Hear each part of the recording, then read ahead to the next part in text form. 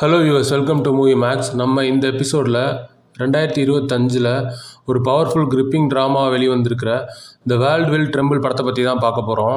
இப்போது இந்த படத்தோட கதையை பற்றி பார்த்துடலாம்.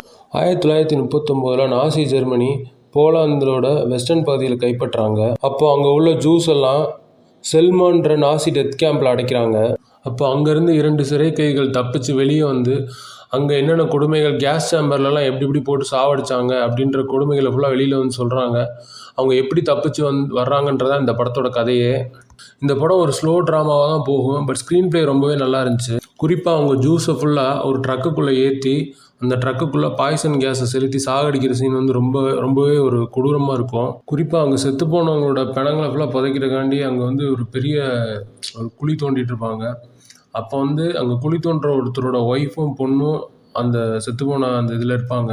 அதை பார்த்துட்டு அவர் அழுகிற சீன் ரொம்ப பயங்கரமாக இருக்கும். அப்புறம் அவங்க தப்பிச்சு போகும்போது ஒரு ஜெர்மன் சோல்ஜரோட ஒய்ஃப் தான் ஹெல்ப் பண்ணுவாங்க பைக் கொடுத்து. அந்த சீனுமே ரொம்ப நல்லாயிருக்கும். அப்புறம் இந்த படத்தில் லீட் கேரக்டராக பண்ணியிருக்க டேவிட் கிராஸ் அப்புறம் மைக்கேல் எப் 2 பேருமே நல்லா பண்ணியிருக்காங்க. இந்த படத்தோட சினிமாட்டோகிராஃபியும் சூப்பராகவே இருக்குது. குறிப்பாக எடிட்டிங் வேறு லெவலில் இருக்குது. இந்த படத்தோட ரைட்டர் மற்றும் டைரக்டர் லயர் கெரர். இந்த படத்தோட IMDb ரேட்டிங் 6.3, நம்மளோட ரேட்டிங் 2.75 அவுட் ஆஃப் 5. இந்த படத்தில் செக்ஸுவல் கண்டென்ட் எதுவுமே கிடையாது, பட் வன்முறையில் காட்சிகள் நிறையா இருக்குது. இந்த படம் பார்த்துருந்தீங்கன்னா நீங்களும் உங்களோட கருத்துக்களை கமெண்ட்ஸில் ஷேர் பண்ணுங்கள். தேங்க்ஸ் ஃபார் வாட்சிங். தேங்க்யூ.